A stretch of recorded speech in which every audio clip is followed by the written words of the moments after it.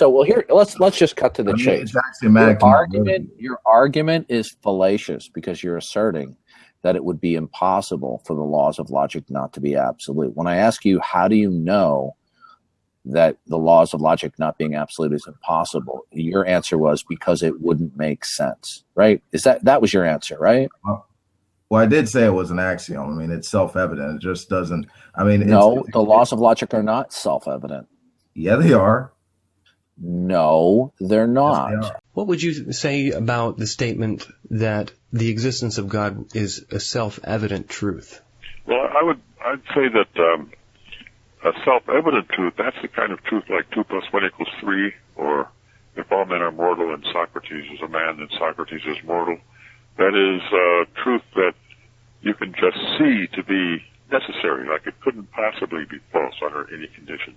Oh my God. I don't think belief in God is like that. Oh my God. I don't think it's self-evident in that sort of way, the way in which mathematical and logical, simple mathematical and logical truths are self-evident. It's the sort of way in which you know that if P implies Q and P, then Q. Mm-hmm. Mm-hmm. Or if either A or not A, that is just, you have a rational insight into that, or a rational intuition that those laws of logic are true. No, the laws of logic are not self-evident. Yeah, they are.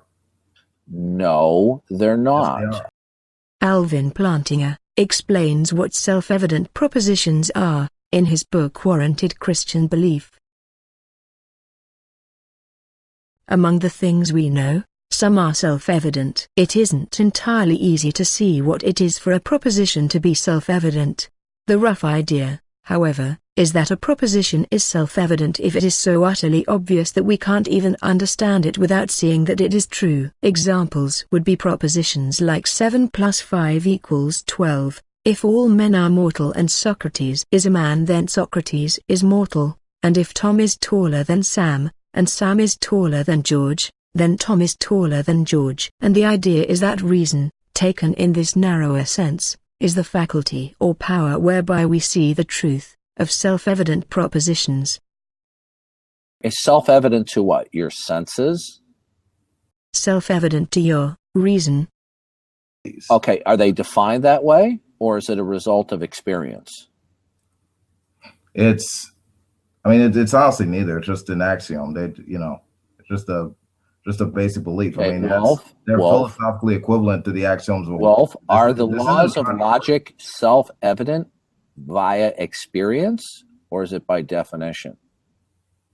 DD is only giving 2 options for how we know the laws of logic: by definition or by experience. David Hume thought these were the only 2 options, but Immanuel Kant showed that there is a third category, the synthetic a priori. Kant showed that 7 + 5 = 12 is not a definitional truth because the concept of 12 is not contained in the concepts of 7, 5, or plus. By contrast, the concept of unmarried is contained in bachelor.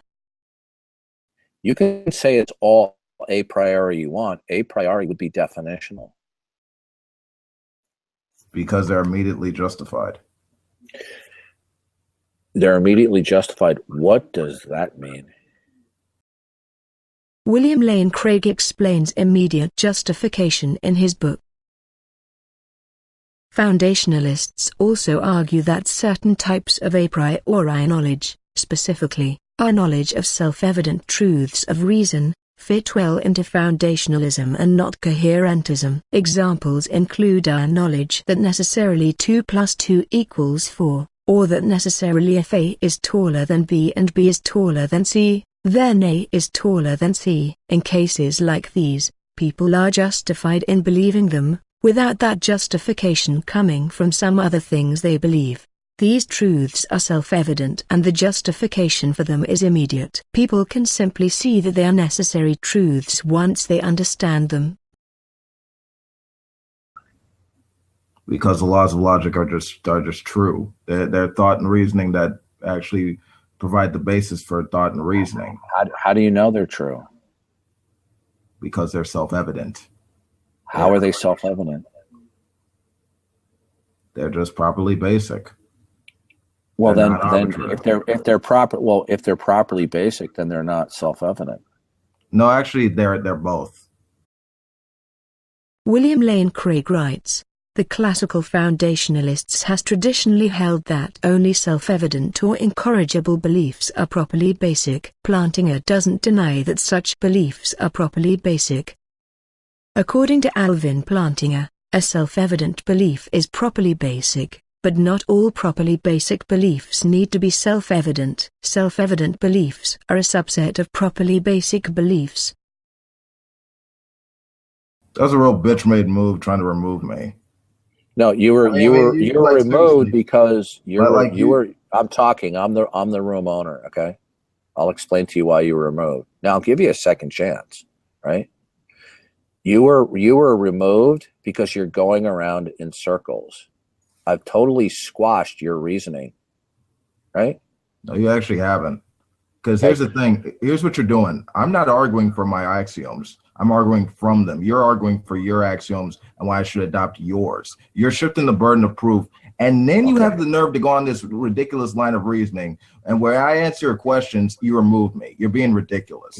Yeah. This is why no one has any respect for you. And the only reason I don't care. The only reason I reference William Lane Craig is because he has no controversy making these statements. That's why I directed you to Darwin's Greatest Hits, where he shows the clips of him actually agreeing with my statements that they're not controversial at all. To talk about properly based beliefs being philosophically equivalent to axioms of a worldview, being immediately justified. And you're you're actually arguing with me on that rather than actually talking about something of substance. You're ridiculous. So you see, so far we've had a couple of atheists come in the room, and they can't lay out a groundwork or a foundation that they live in a rational world. But Darwin, how do you feel about the fact that a PhD, William Lane Craig, disagrees with this point totally? He believes that you can be justified. He believes that what you're saying is wrong. These are properly basic beliefs. Building a model of the outside world. Experience is something that you can use to justify.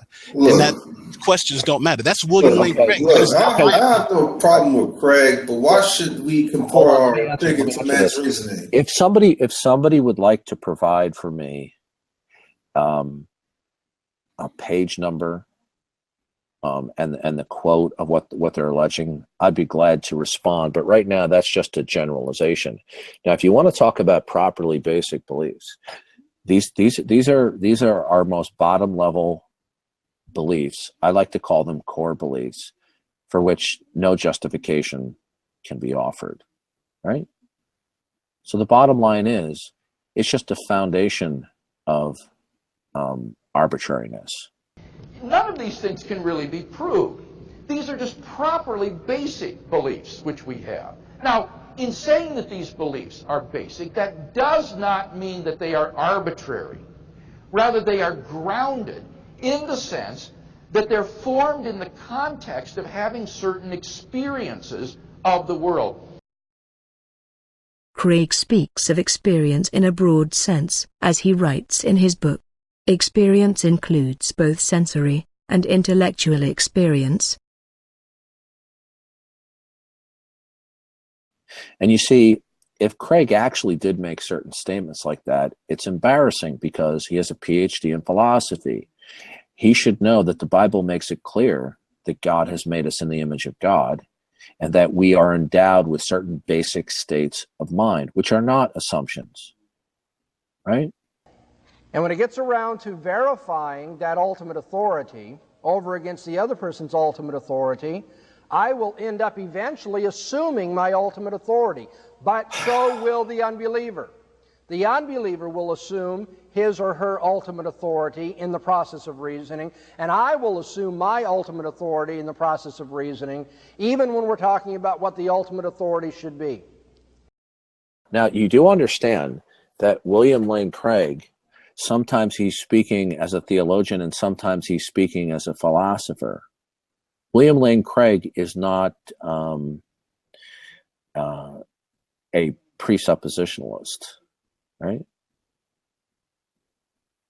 I mean, they've asked William Lane Craig do you know for certain that God exists? And he said no.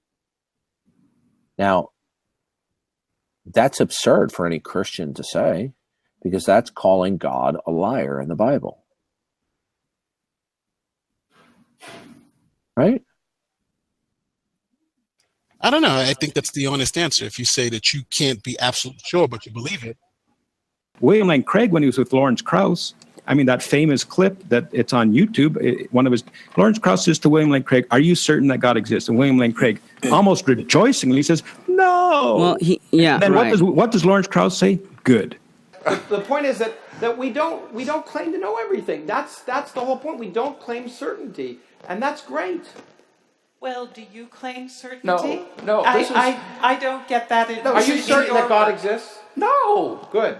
I want the listeners to know, and of course both of you to know, that I used to be an evidentialist. And what I, by the grace of God, was shown is that I wasn't even representing the God that I believe in. Somebody would say that they don't believe in God, and I would present them with evidences. And I would present them with arguments to try and convince them that God exists. And Scripture says in Romans chapter 1 that everyone knows that God exists without excuse for basically the rejection of him. And by the grace of God, I was shown a presuppositional methodology, which I think, is just really starting with the truth of Scripture. Jesus said, "I will give you words and wisdom that your adversaries will not be able to resist or contradict." And what I find is that too many people are so deep into the science and the mathematics and all this to try and refute the unbeliever, when the average person is supposed to be able to defend their faith. And what I found is that if you defend your faith wrong, you have to be brilliant. And one of the things after watching, for instance, a William Lane Craig debate, the reaction that most Christians give is, "I could never do that. He is so brilliant." They listen to one of my debates, they say, "Oh, I can do that. He's an idiot."